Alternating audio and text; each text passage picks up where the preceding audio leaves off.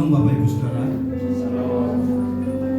Minggu ini kita memasuki tahun baru Yahudi di kalender 5786, di mana orang Yahudi sangat konsen dengan setiap pergantian tahun.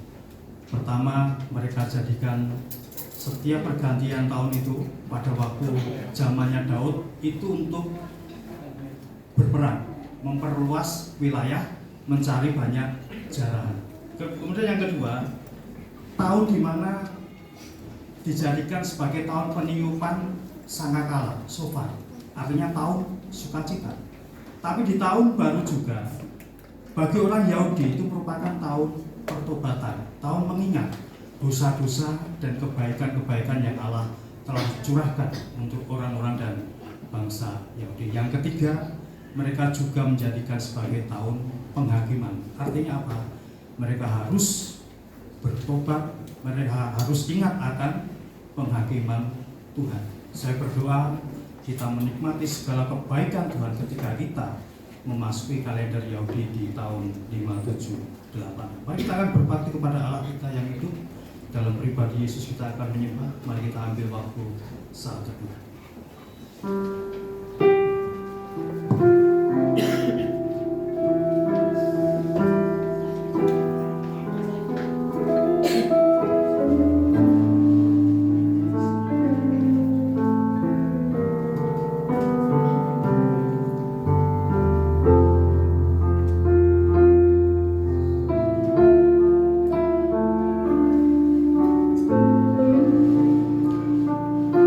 Saudara-saudaraku yang kekasih, sekarang kita adalah anak-anak Allah, tetapi belum nyata apa keadaan kita kelak. Akan tetapi kita tahu bahwa apabila Kristus menyatakan dirinya, kita akan menjadi sama seperti Dia, sebab kita akan melihat Dia dalam keadaannya yang sebenarnya.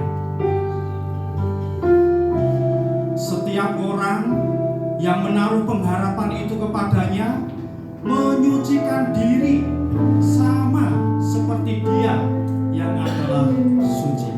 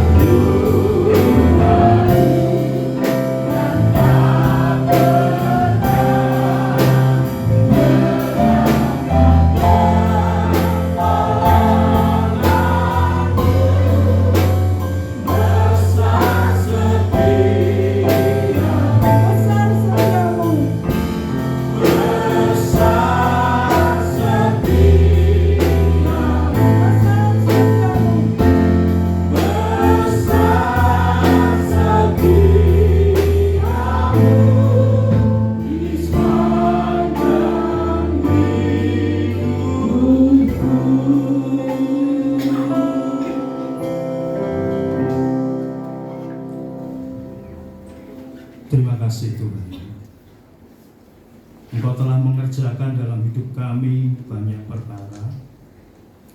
Apa yang kami nikmati hari-hari ini adalah anugerah daripada-Mu. Tidak ada kuasa yang lebih besar daripada kuasa-Mu. Tidak ada nama yang bisa menyembuhkan selain daripada nama-Mu, Tuhan Yesus. Kami hidup karena anugerah.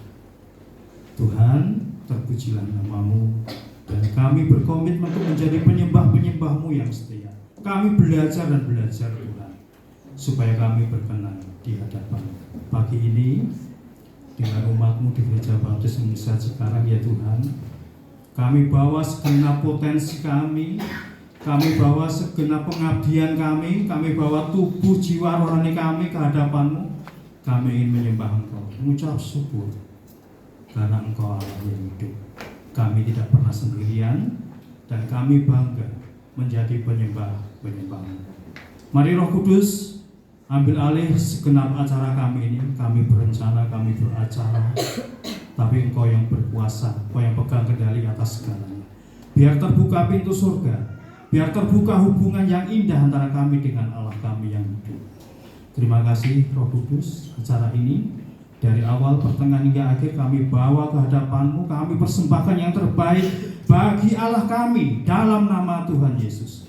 Dalam nama Tuhan Yesus kami berdoa mengucap syukur. Haleluya. Amin. Bapak Ibu Saudara, kita memasuki minggu terakhir dalam bulan September. Dan tema kita selama bulan ini adalah keluargaku takut dan hormat akan Tuhan. Khotbah hari ini juga berbicara tentang keluarga. Ada satu yang menarik.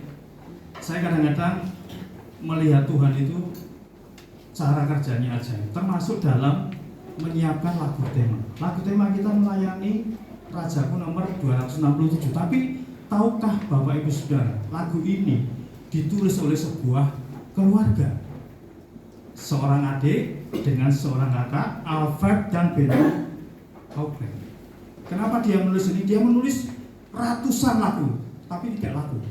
Dia menulis lagu ini dan itu membawa berkat, mendorong kita anak-anak Tuhan yang putus asa, mungkin yang kelelahan dalam pelayanan, yang merasa sendirian, jatuh, untuk tetap bangkit, untuk tetap bahagia karena kita melayani Sang Raja segala raja. Mari kita akan nyanyikan lagu ini dengan penuh semangat. Nomor 267, melayani Raja.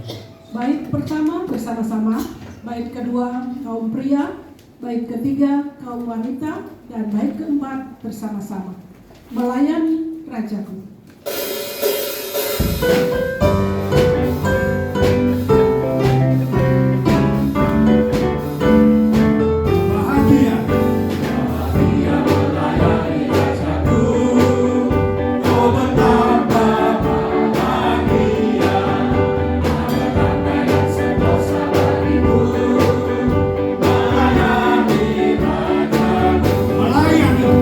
Melayani Rajaku.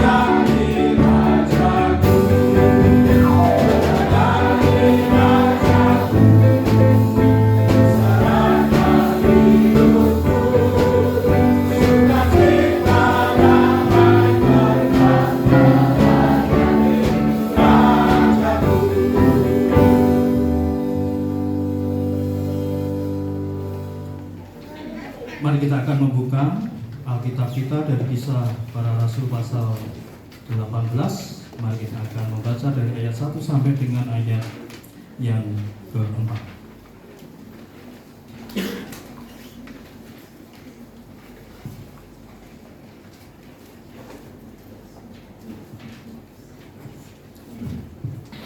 Mari kita akan baca pasal 18 dari ayat 1 sampai 4 secara silih berganti. Saya akan bacakan ayat yang ganjil. Silahkan jemaat secara bersama-sama dengan kompak baca ayat yang benar. Kemudian Paulus meninggalkan Athena, lalu pergi ke Korintus. Di Korintus ia berjumpa dengan seorang Yahudi bernama Aquila yang berasal dari Pontus. Ia baru datang dari Italia dengan Priscilla istrinya, karena Kaisar Claudius telah memerintahkan supaya semua orang Yahudi meninggalkan Roma. Paulus singgah ke rumah mereka. Dan karena mereka melakukan pekerjaan yang sama, ia tinggal bersama-sama dengan mereka. Mereka bekerja bersama-sama karena mereka sama-sama tukang kemah. Dan setiap hari Sabat, Paulus berbicara dalam rumah ibadat dan berusaha meyakinkan orang-orang Yahudi dan orang-orang Yunani. Amin. Mari kita akan mempersiapkan diri kita untuk berdoa syafaat. Kita akan bawa negeri kita, bangsa Indonesia. Kita akan bawa Gabungan Gereja Baptis Indonesia. Juga kita akan bawa pergumulan gereja kita, Gereja Baptis Indonesia Cikarang. Di tempat yang lebih tinggi, nyanyian nomor 212, kita pujikan lagu ini dengan penuh semangat. Kita akan bawa hati kita untuk berdoa syafaat. Bait pertama dinyanyikan oleh bersama-sama, bait kedua kaum wanita, bait ketiga kaum pria, bait keempat bersama-sama.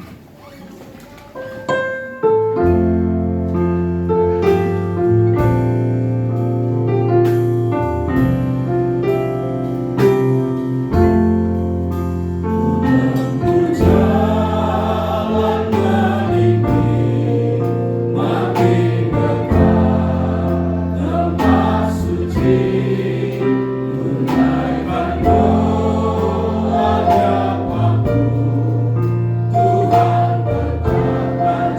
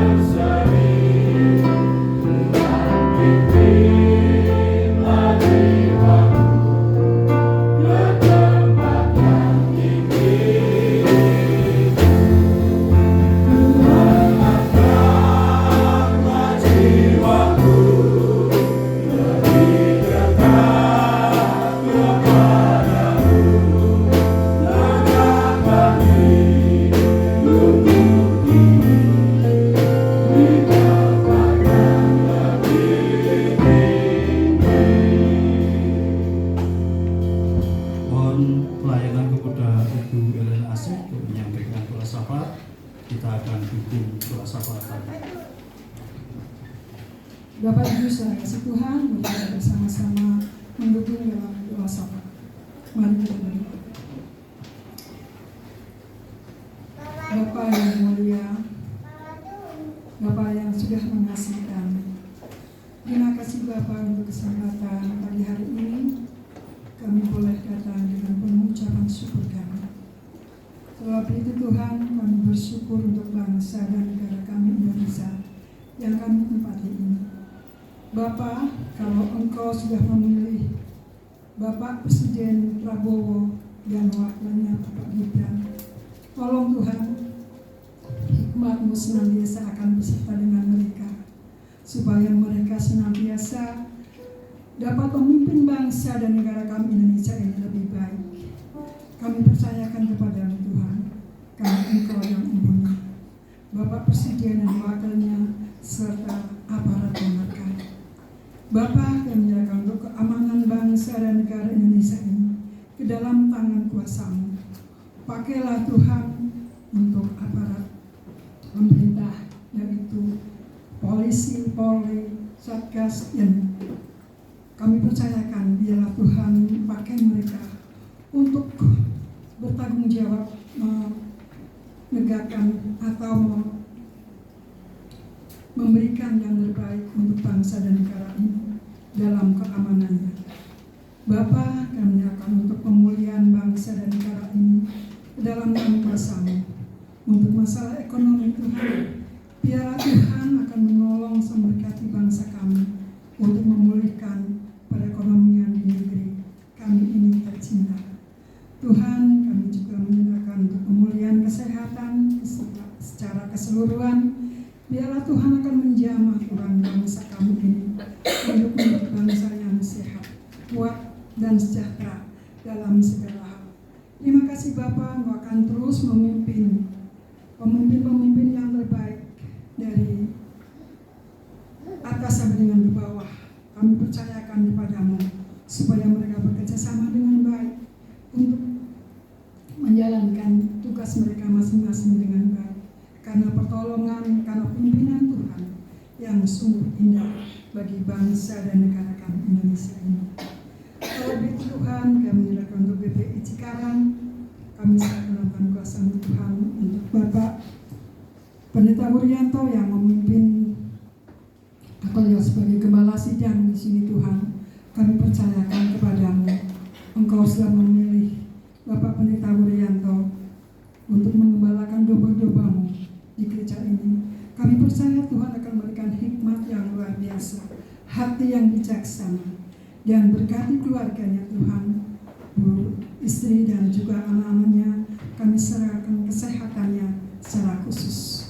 Bapa, kami percayakan Kau juga memberkati dalam segala kebutuhannya, kehidupannya, dalam pelayanannya. Tuhan berikan yang terbaik. Tuhan, kami menyerahkan jemaat-Mu di Cikarang ini ke dalam Tuhan kuasa-Mu. Tuhan akan berkati di dalam kehidupannya, usahanya, kami serahkan dalam kuasa-Mu. Apapun yang jemaat-Mu kerjakan akan berhasil karena campur tangan Tuhan. Terima kasih untuk berkat-berkat Tuhan. Terima kasih untuk tanggung jawab yang sudah Tuhan berikan kepada keluarga besar di Cikarang ini. Kiranya mereka akan menjadikan berkat bagi orang lain, bagi gereja ini, untuk kemuliaan nama-Mu. Bagi yang undur Tuhan, kami percayakan kepada-Mu. Tolong Tuhan, kalau kami sebagai manusia sudah mengingatkan, namun kami serahkan kepada-Mu Tuhan, dengan cara-Mu sendiri Tuhan. Engkau akan mengetuk hati mereka yang lemah iman. Kembalikan Tuhan ke gereja ini dengan cara Tuhan sendiri, supaya mereka setia kembali bersekutu bersama dengan kami semua. Bapa, kami percayakan semua dalam kuasa. Berkati bagi anak-anak-Mu yang mungkin hari ini tidak bisa datang karena sakit, karena sesuatu hal. Kami percaya Tuhan akan melawat mereka satu persatu. Yang sakit Tuhan akan sembuhkan. Tuhan jamah dengan kuasa Roh Kudus-Mu. Terima kasih Bapa, Engkau sudah memberkati kami semua, sehingga kami boleh datang dengan penuh sukacita. Bapa, Kami menyerahkan juga untuk jemaat-Mu yang berulang tahun. Kami bersyukur Tuhan, karena sampai saat ini Engkau sudah berkati, menolong dan memberkati dalam setiap kehidupannya. Biarlah mereka akan terus menjadi anak-anak Tuhan yang setia dan takut akan Tuhan.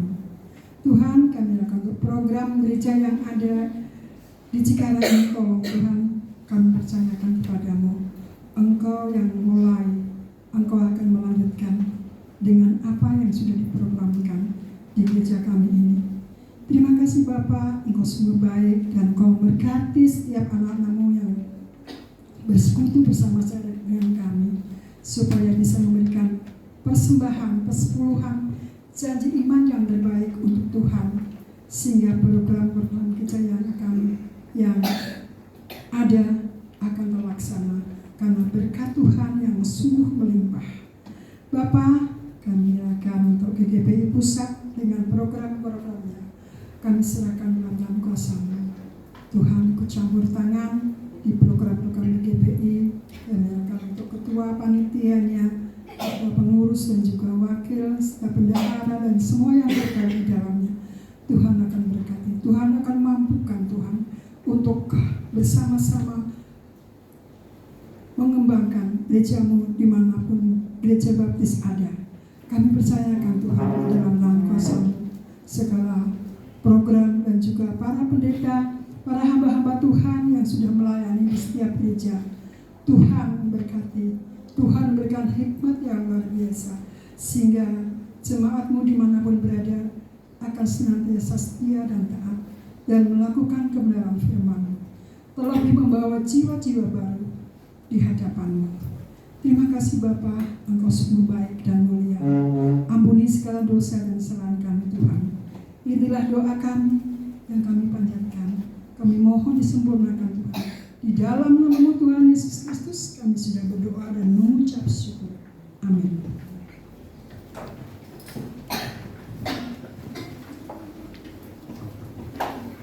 Pada suatu kali, ketika Yesus sedang berkunjung ke salah satu orang yang sakit kusta dan mereka makan bersama di tempat itu, tiba-tiba datang seorang wanita.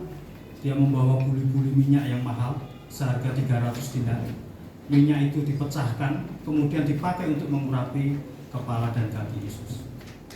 Murid-muridnya tidak suka. Kenapa ya? Pemborosan, kata murid-muridnya. Tapi Tuhan bernubuat begini, dimanapun Injil nanti diberitakan, perkara ini akan selalu diingat untuk mengingat perempuan ini. Bukan untuk mengingat murid-muridnya, tapi dalam kasus ini untuk mengingat perempuan ini yang telah mengurapi Yesus. Dia memberi yang terbaik, karena besar kasihnya, dosanya yang besar juga diampuni. Mari kita akan pujikan lagu ini sebelum kita akan mempersembahkan yang terbaik bagi Tuhan. Persembahan nanti nomor 302. Ku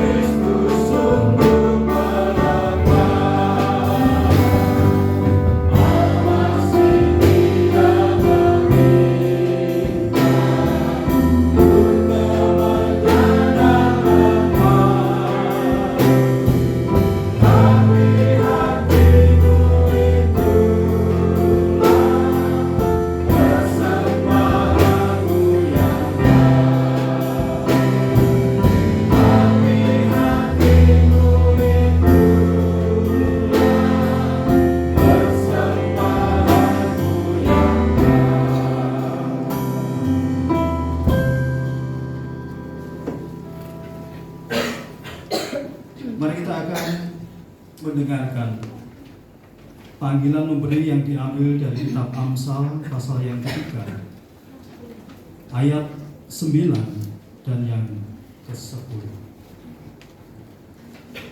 Muliakanlah Tuhan dengan hartamu dan dengan hasil pertama dari segala penghasilanmu.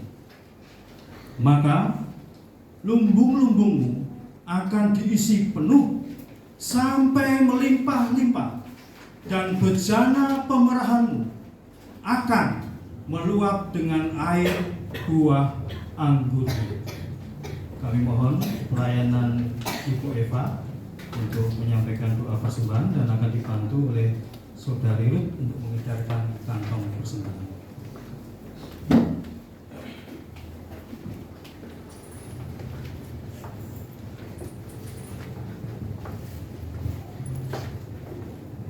Mari kita serahkan hati kita kepada. Terima kasih ya Bapa yang kami sembah di dalam nama Yesus. Sungguh bukan emas, emas dan kemenyan yang kau minta, tapi hati kami dan seluruh kehidupan kami yang kau minta. Pada kesempatan kali ini ya Tuhan, kami datang membawa persembahan dengan hati kami, dengan seluruh kehidupan kami pada pagi ini untuk dibawa di hadapan. Biar Engkau yang kuduskan dan sucikan persembahan kami, sehingga layak apa yang kami berikan di hadapan-Mu, puji-pujian kami, persembahan kami, dan tentunya kerinduan hati kami akan firman. Biar Engkau yang layakkan setiap kami ya Tuhan, sehingga program di gereja ini pun Tuhan bisa berjalan dengan baik. Kami serahkan setiap rumah tangga, kami serahkan anak-anak, kami serahkan semuanya Tuhan, hanya di dalam satu nama saja, Tuhan Yesus. Amin.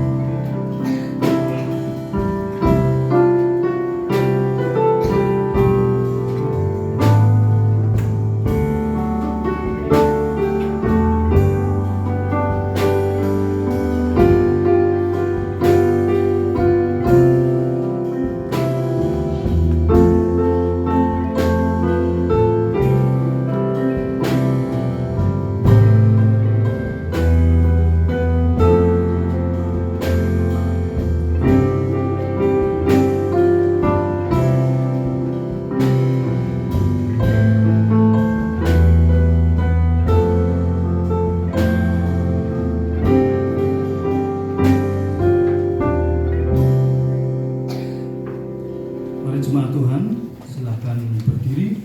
Kita bersama-sama sampaikan segenap pengabdian kita melalui doksologi nomor 359, berkati persembahan.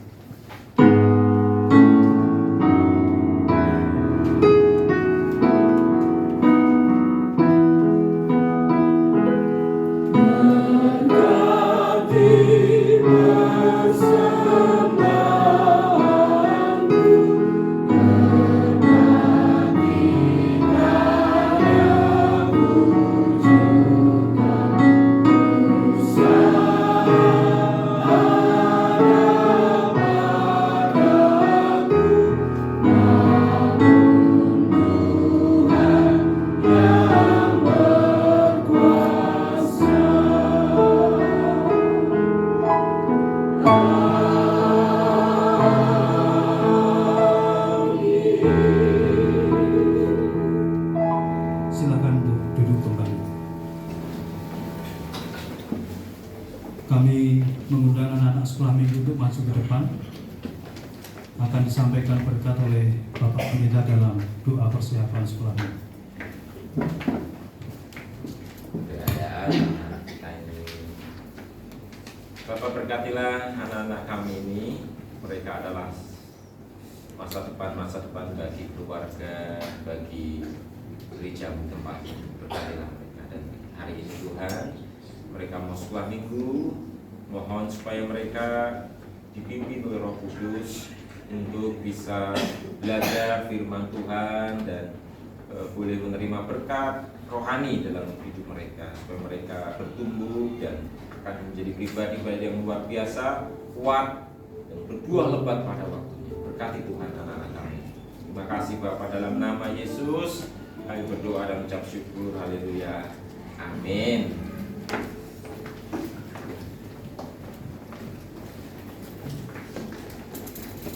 Kita bersama-sama akan mendengarkan firman Tuhan.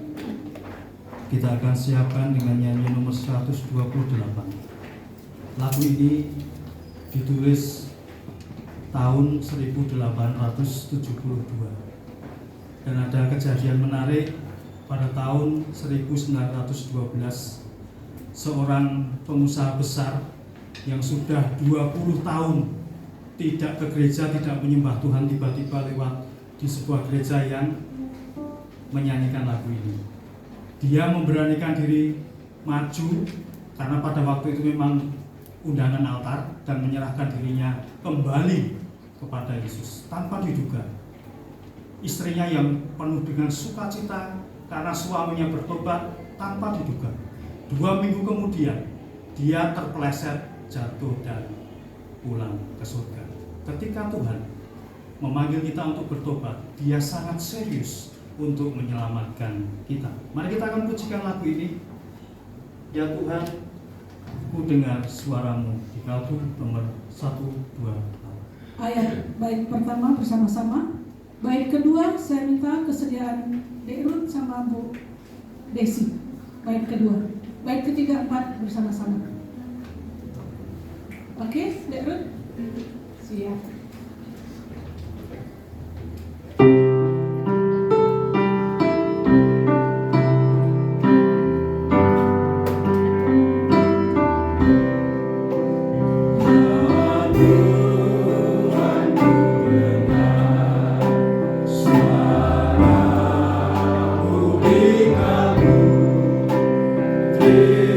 Terimalah darah Kalvari.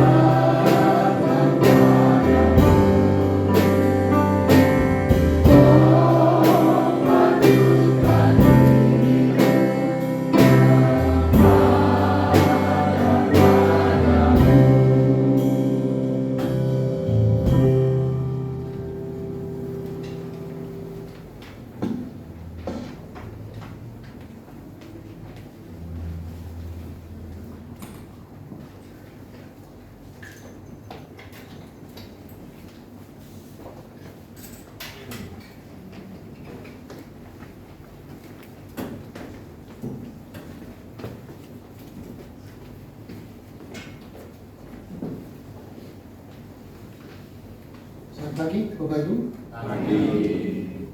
Sebuah pertanyaan saya ajukan kepada Bapak Ibu. Adakah gereja yang sama sekali tidak ada masalah? Jadi di gereja itu sama sekali tidak ada masalah, semuanya berjalan dengan lancar, tidak ada persoalan. Ada. Silakan, ada yang mau tolong jawab. Jangan ragu-ragu. Kalau ada ya katakan ada, kalau tidak ada katakan tidak ada. Ada enggak gereja yang sama sekali tidak ada masalah?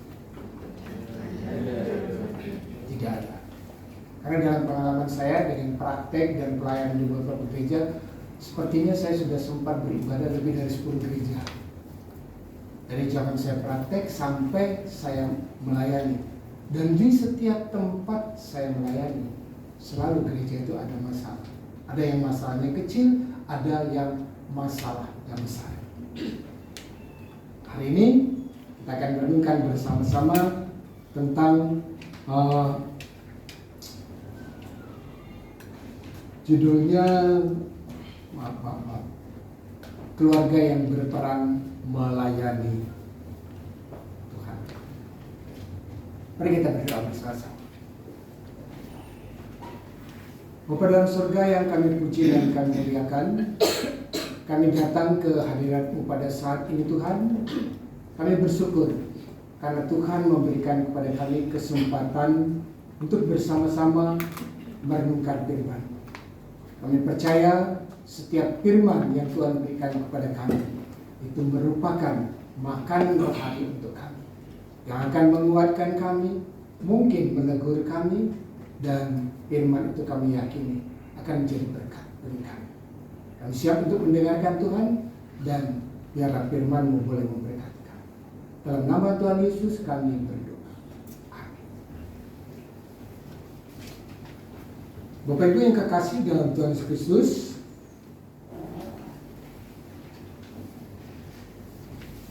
pada zaman Alkitab itu belum ada sekolah seperti sekarang, ada SD, SMP, TK sampai pada perguruan tinggi. Adanya adalah sekolah di Bait Allah, disebut sekolah Taurat. Sebenarnya yang dipelajari bukan hanya Taurat. Coba kita lihat di sini, dikatakan di situ juga dipelajari keterampilan.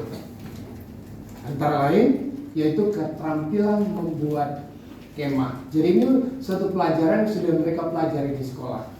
Di tahun-tahun 70-an, seminari-seminari juga memberikan pelajaran keterampilan kepada mahasiswanya. Pada waktu saya masih di seminari, saya pernah diajari P3K. Untuk apa P3K dipelajari di seminari? Pikir-pikir. Tapi di pelajaran itu kami diajarkan sampai untuk menolong maaf wanita yang melahirkan. Jadi betul-betul dilengkapi. Kemudian kami juga diajarkan di situ cara membuat kecap, cara membuat tahu, cara membuat tempe, kemudian cara membuat sabun mandi. Untuk apa itu diberikan? Katanya itu dipersiapkan untuk ketika nanti mahasiswanya terjun ke sebuah tempat, di mana tempat itu jemaatnya mungkin perekonomiannya tidak begitu bagus, maka keterampilan-keterampilan ini boleh diajarkan kepada mereka untuk meningkatkan perekonomian jemaat. Nah, kita lihat apa dampak yang dilakukan di sekolah Taurat ini atau sekolah zaman dulu ini dengan memberikan keterampilan. Ketika 3 orang ini, Priscilla, Aquila, dan Rasul Paulus sedang menghadapi sebuah masalah, keterampilan yang mereka miliki itu bisa mereka manfaatkan. Mereka berkolaborasi untuk melakukan sebuah pekerjaan besar melalui keterampilan yang mereka miliki. Jadi kalau keterampilan itu sebenarnya apapun keterampilan kita pasti akan bermanfaat. Betul ya ibu-ibu ya? Ada ibu-ibu yang suaminya tiba-tiba di PHK, kebetulan dia punya kemampuan untuk menjahit, paling sederhana ya seperti itu, dia bisa menjahit dan masih dapat penghasilan untuk melanjutkan kehidupan keluarganya. Nah, kemudian kita lihat selanjutnya Rasul Paulus ini sudah terkenal sebenarnya Pak. Yang pertama kita lihat Rasul Paulus ini adalah pendiri Jemaat Korintus. Sebenarnya sih bukan pendiri Jemaat Korintus belaka, tapi banyak jemaat-jemaat yang didirikan oleh Rasul Paulus. Ada berapa Bapak Ibu kira-kira yang pernah menyelesaikan membaca kitab Perjanjian Baru? Tolong sebutkan beberapa jemaat selain daripada Jemaat Korintus. Apalagi? Korintus. Ya. Korintus ada 5. Ya, jangan ragu. Efesus, Kolose, Galatia, dan Filipi. Ya.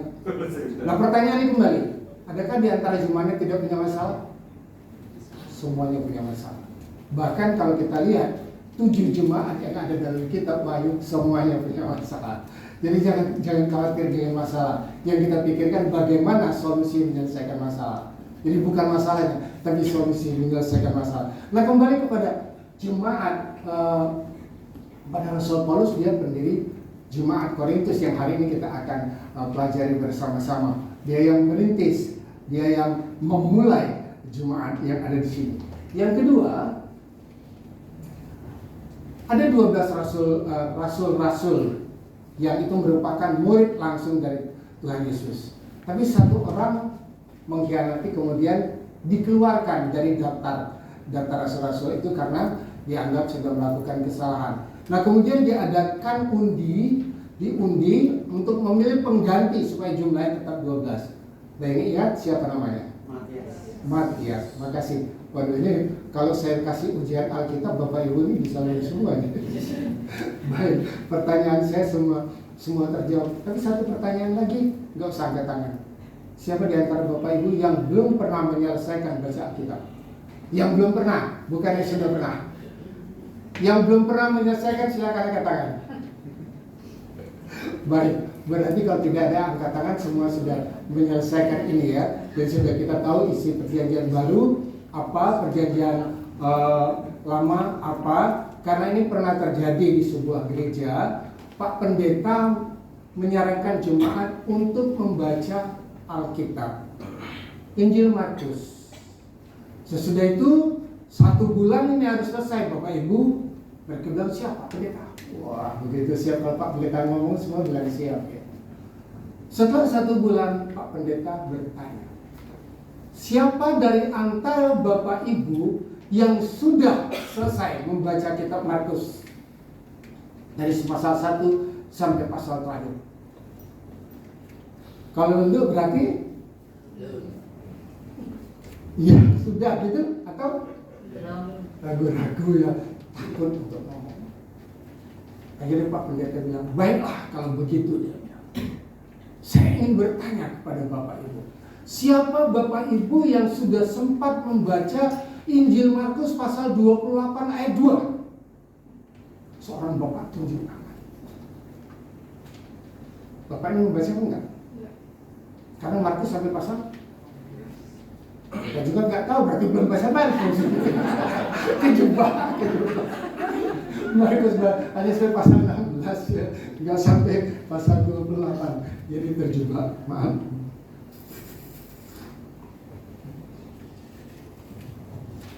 Kita lihat. Nah, dari antara ke-12 rasul tadi Matias sudah terpilih, tapi ternyata orang banyak menganggap atau Matias hampir tidak dikenal, ceritanya hampir tidak ada. Setelah dia dipilih ya sudah selesai begitu saja. Walaupun kalau ditelusuri sebenarnya dia masih membuka pelayanan di sebuah tempat ya. Tetapi Rasul Paulus yang dipilih setelah Tuhan Yesus meninggal dan dipilih langsung oleh Tuhan Yesus, itu dianggap sebagai rasul yang ke-12.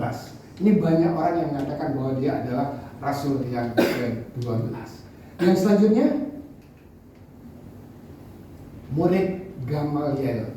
Kalau yang tidak kenal siapa Gamaliel, dianggapnya hal biasa.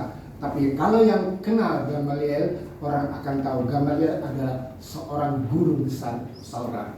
Jadi kalau muridnya Gamaliel, berarti orang ini adalah orang yang dididik oleh seorang guru besar yang ini. Jadi dari penjelasan ini kita tidak meragukan tentang kemampuan sang rasul, yaitu Rasul Paulus. Yang berikutnya kita lihat, ini ada sepasang suami istri. Tadi kita di kelas sekolah minggu berbicara tentang bagaimana pasangan suami istri harus setia sampai akhir hidupnya. Ini kayaknya termasuk salah satu pasangan suami istri yang saling mengasihi satu dengan yang lain. Ada beberapa keistimewaan dari pasangan suami istri ini. Yang pertama, 7 kali namanya disebut dalam Alkitab. Pak Wisnu, kira-kira kalau 7 kali disebut itu maksudnya apa sih Pak? Untuk diingat. Untuk diingat. Baik, Pak Mayang, supaya ada jawaban yang lain. Ini untuk diingat.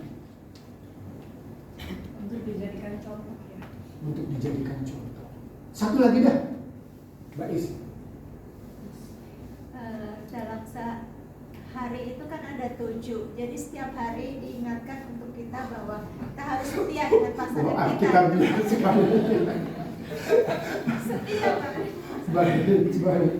Sekarang di televisi, kalau ada yang wajahnya sering tayang di televisi, berarti orang itu terkenal.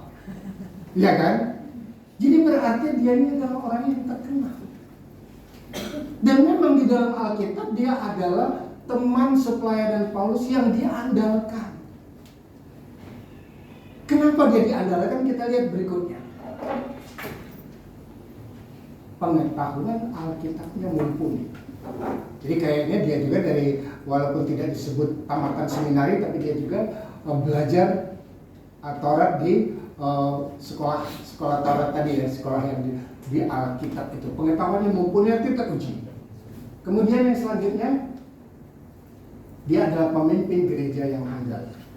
Rupanya beberapa gereja yang butuh pemimpin itu, mereka ini dipercayakan untuk memegang gereja-gereja itu. Jadi kalau zaman dulu kan kita lihat seperti contohnya penginjilan di Indonesia bagian timur itu, kalau kita baca dalam sejarah gerejanya, ceritanya di sana karena kurangnya tenaga, maka seorang penginjil di sana mengajarkan kepada jemaat 12 pengakuan iman rasuli, kemudian orang yang diajar disuruh menghafal, kemudian satu lagi doa Bapa Kami. Jadi kalau sudah hafal 12 pengakuan iman rasuli dan hafal doa Bapa Kami, dibaptiskan. Gampang sekali ya, gampang sekali. Itu sebabnya belakangan kalau kita perhatikan di daerah sana banyak yang mereka sinkretisme karena pelajarannya belum katam. Baru dia ajarkan doa Bapa Kami, 12 pengakuan iman rasuli, kemudian mereka dibaptiskan jadi jemaat. Di antara mereka yang dianggap mampu dipercayakan untuk menjadi pemimpin, penginjilnya pindah lagi ke tempat yang lain. Jadi sayang, kurang matang. Kira-kira seperti itu. Nah selanjutnya kita melihat di sini. Dia mengajari Apolos.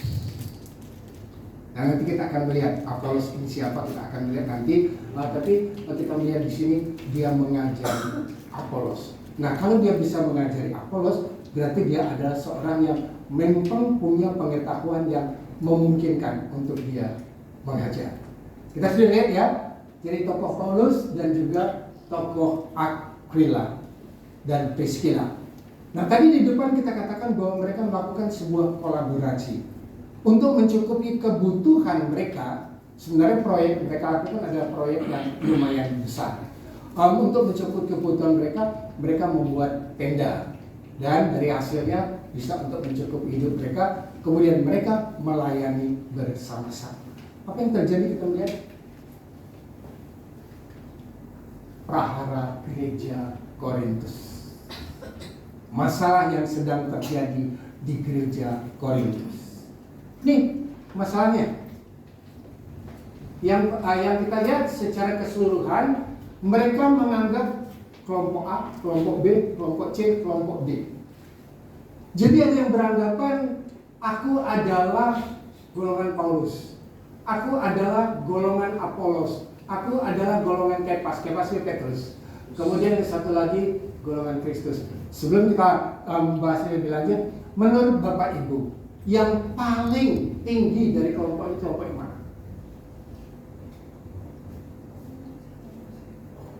Kok nggak berani jawab? Takut kejebak lagi.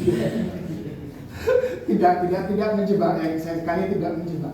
Golongan mana yang paling tinggi? Kalau dari urutan ini ada golongan Paulus, golongan Apolos, golongan Kepas, golongan Kristus, yang mana paling tinggi? Golongan Kristus. Golongan Kristus. Baik. Nanti kita akan lihat sama-sama. Nah, sekarang kita melihat yang pertama, kenapa mereka menganggap dirinya sebagai golongan Paulus? Karena mereka mengagungkan Paulus sebagai penginjil yang menginjil kota mereka. Jadi kelompok ini, Paulus ini pimpinanku karena dia menginjil aku dan keluarga termasuk yang diinjil oleh Paulus. Tapi sesudah itu di gereja Korintus kan masuk yang lain-lain lagi, ada orang Yahudi, orang Yunani dan lain-lain yang bukan semuanya yang hasil penginjilan Paulus, tapi orang-orang yang datang untuk ikut berbakti di sana. Kita lihat yang kedua, golongan Paulus, golongan Apolos. Nah, Apolos ini rupanya adalah seorang pengkhotbah yang hebat. Ini gaya khotbahnya kalau sekarang ini sepertinya apa jenis khotbah yang lagi tren sekarang ini, Pak? Khotbah yang sifatnya komunikasi, khotbah atraktif atau apa begitu, lupa saya namanya. Jadi khotbah yang seperti itu sehingga jemaat itu tertarik dengan gaya si Pak pengkhotbah Pak Apolos ini tadi. Kira-kira kalau menurut Andre yang banyak suka dengan khotbahnya Pak Apolos ini golongan apa? Anak-anak muda. Golongan anak muda. Setuju. Jadi sebagian besar golongan anak muda ini masuk jadi kelompoknya Apolos. Nah sekarang ini satu lagi, golongan Kepas atau golongan Petrus. Siapa yang masuk ke kelompok golongan Petrus ini? Petrus disebut sebagai rasul orang Yahudi. Yang masuk ke sini otomatis adalah orang-orang yang fanatik Yahudi. Aku golongan Petrus karena aku adalah orang Yahudi, yang Yunani dan sebagainya tidak masuk ke dalam golongan ini. Yang terakhir, yang menganggap dirinya sebagai golongan Kristus. Sebenarnya golongan ini golongan yang menurut saya menyedihkan. Karena mereka beranggapan terlalu tinggi, kenyataannya tidak seperti itu. Mereka menganggap terlalu rohani, tapi sebenarnya mereka bukanlah orang yang rohani. Maksudnya bukan rohani, bukan terlalu rohani. Jadi tidak sesuai dengan nama yang mereka sebutkan ini tadi. Nah Bapak Ibu, kalau di dalam gereja ada yang seperti ini, kira-kira gimana gereja? Pasti ada masalah. Ada masalah. Dan masalah inilah yang diselesaikan oleh 3 orang tadi. Paulus, Priscilla, dan Aquila. Mereka bekerja sama untuk menyelesaikan beberapa masalah yang sedang terjadi. Waktunya menyelesaikan menurut catatan Alkitab selama 18 bulan. Jadi kayaknya lumayan besar masalahnya mereka harus selesaikan selama 18 bulan. Nah kita lihat hasil kolaborasi mereka, hasil kerjasama mereka tadi. Yang pertama, jemaat itu bukan hanya diselesaikan masalahnya, tetapi bahkan jemaat itu dikuatkan. Jemaat itu berubah menjadi jemaat yang bersatu dan jemaat yang dikenal. Hasil kerja dari Priscilla dan Aquila ini tadi, dan juga Paulus. Selanjutnya, dampak dari masalah yang ada di kota Korintus, surat 1 dan 2 Korintus ditulis. Ada para ahli yang berpendapat bahwa sebenarnya suratnya ada 3, tapi yang satu hilang, yang di tengah-tengah katanya hilang. Jadi surat 1 dan 2 Korintus, sebenarnya ini 1 dan 3 Korintus yang ada di sini. Yang 2 Korintusnya katanya hilang. Tapi kita tidak persoalkan itu. Yang jelas, surat Korintus ini sangat bermanfaat untuk pelayanan dengan banyak masalah-masalah yang terjawab dari surat Korintus ini. Bapak Ibu pernah perhatikan masalah apa saja yang terjawab dalam surat Korintus ini?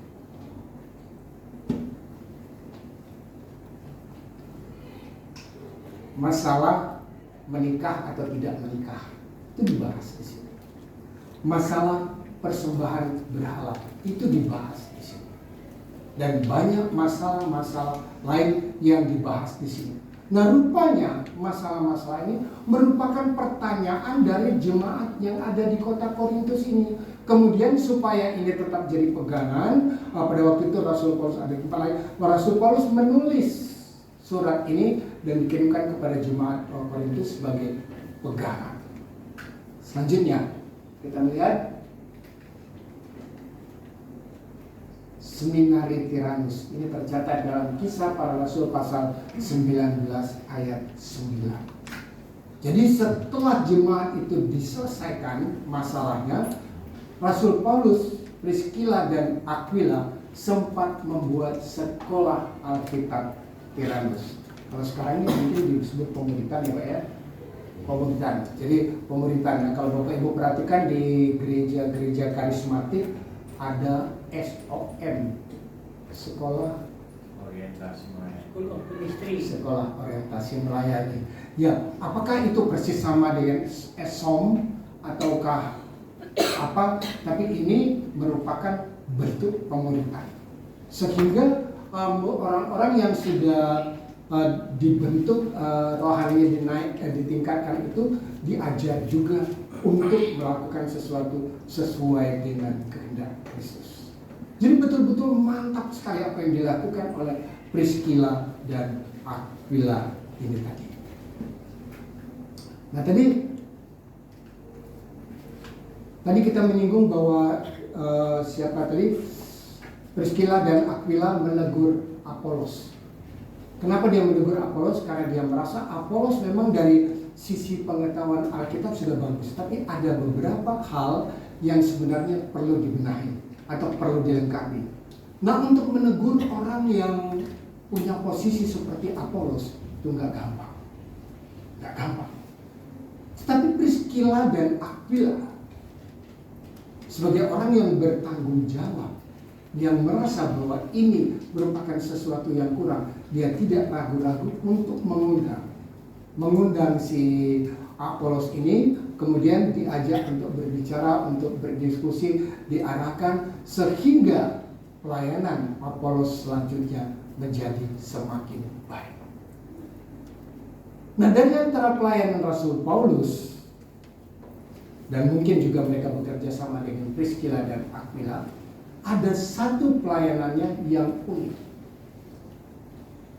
Bapak Ibu perhatikan, ada nggak salah satu pelayanan Paulus yang unik?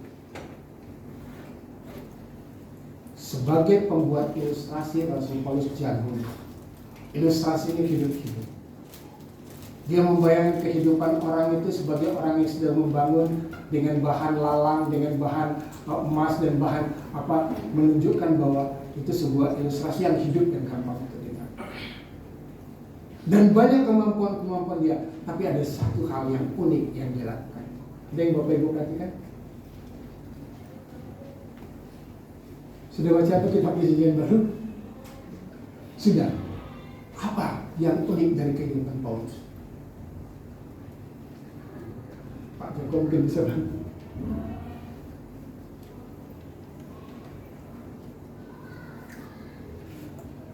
Dia tidak punya istri tapi menasihati tentang keluarga.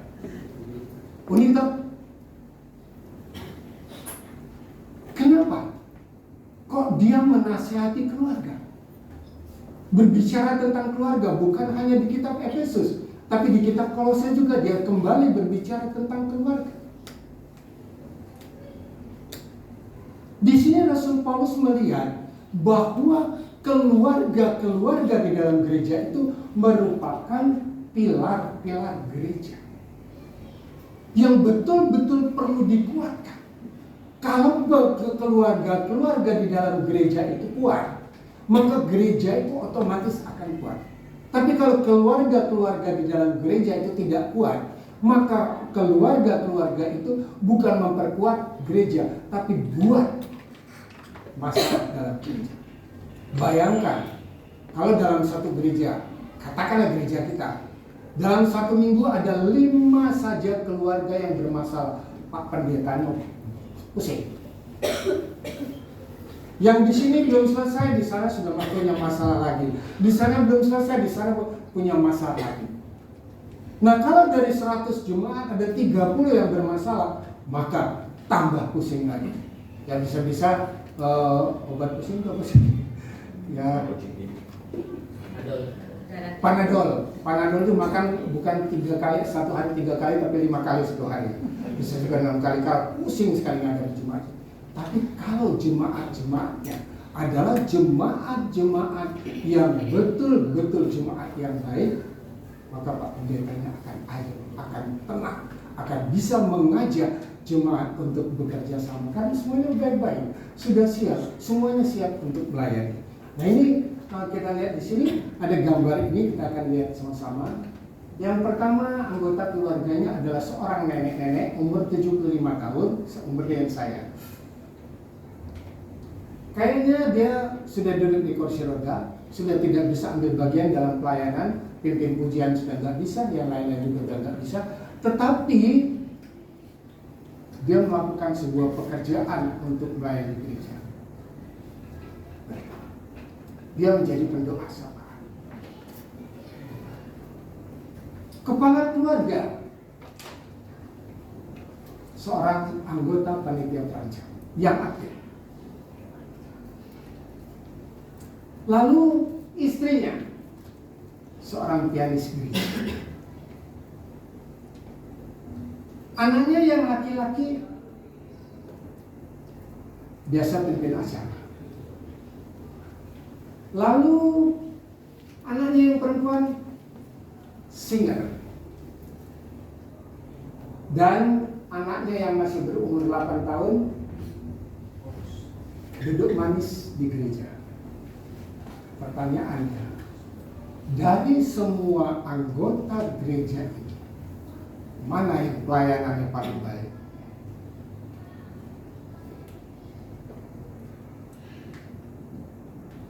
Silakan. Dari semua anggota gereja ini, mana yang pelayanan paling baik? Bapaknya, neneknya,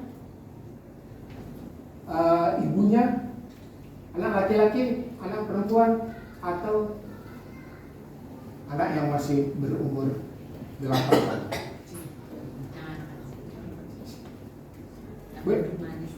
Yang duduk manis. Wah, ibu apa bilang ini yang duduk manis katanya. Ini berarti yang duduk manis ini pelayanannya lebih hebat dari bapaknya kan yang perancang. Bu, jangan macam-macam bu, mana pendidikan pelayanannya? Ya apa bu, gue yang gitu ya. Ada lagi, Bu Eko bilang enggak apa-apa, Bu Eko bilang yang duduk manis yang baik. Yang lain silakan. Pak Daniel? Yang mana Pak? Nenek yang berdoa. Baik, kalau begitu kita rame-rame berdoa ya, supaya sama-sama nenek itu, karena kata Pak Daniel, nenek itu baik. Bapak Ibu yang kekasih dalam Tuhan Yesus Kristus, saya katakan keluarga ini adalah sebuah keluarga yang harmonis. Mereka semuanya adalah keluarga yang rindu untuk melayani. Sebab itu si nenek meskipun umurnya sudah lanjut tidak bisa berbuat banyak untuk gereja, dia menjadi pendoa syafaat yang terus mendoakan gereja. Maukah kita menjadi nenek ini? Ya kan? Bapaknya menjadi seorang panitia perancang yang otaknya diajak untuk berpikir bagaimana untuk memajukan gereja, bagaimana untuk membantu pelayanan pemerintah, bagaimana untuk berpikir kesejahteraan gereja dan sebagainya. Ibunya menjadi seorang pianis yang membantu pelayanan gereja. Anak laki-lakinya menjadi pemimpin gereja, aktif dalam pelayanan.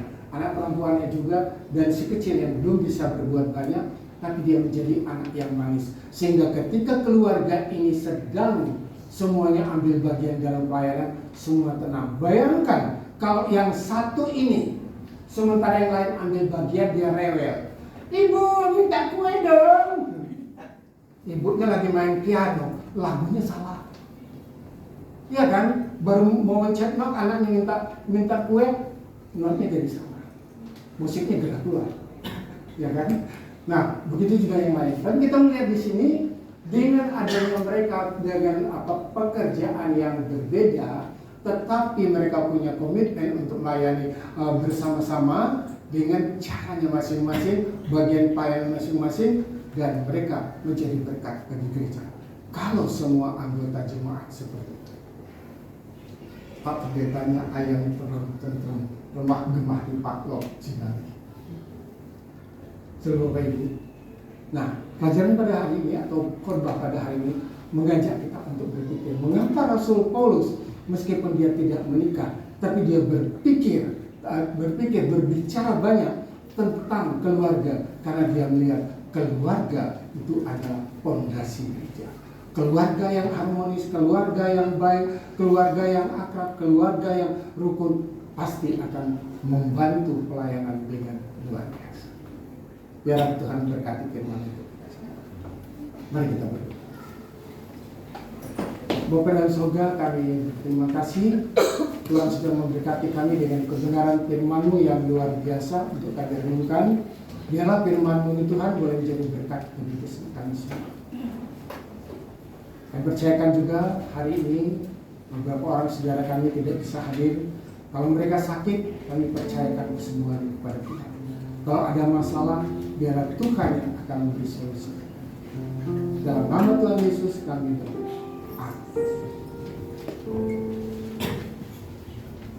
Kita memuji Tuhan dari nyanyian bersama keluarga.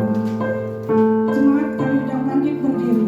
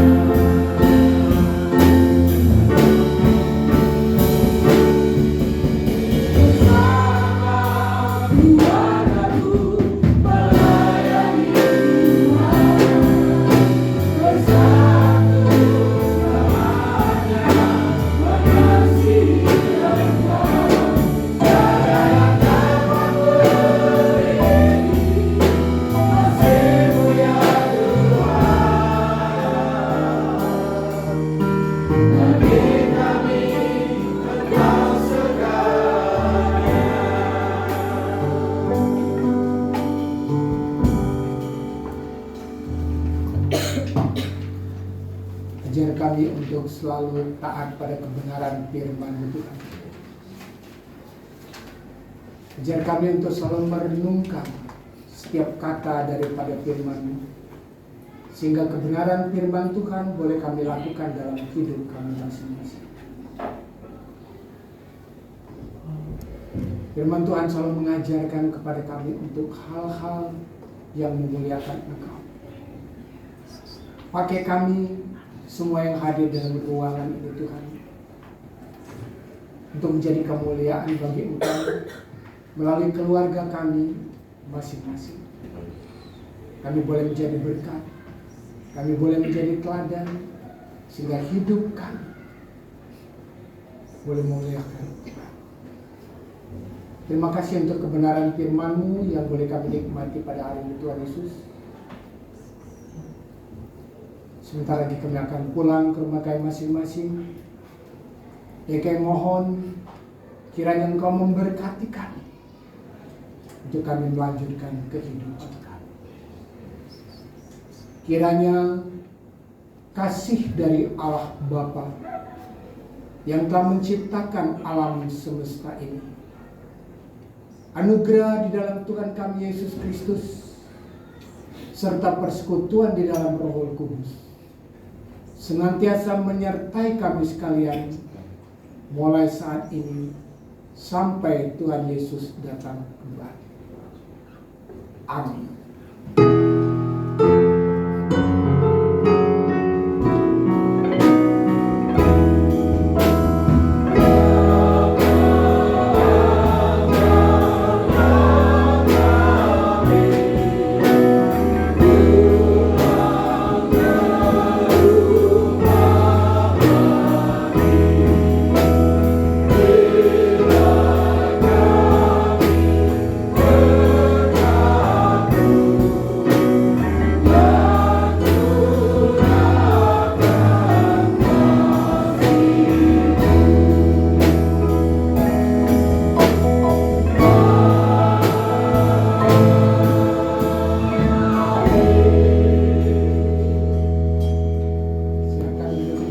Tuhan memberkati.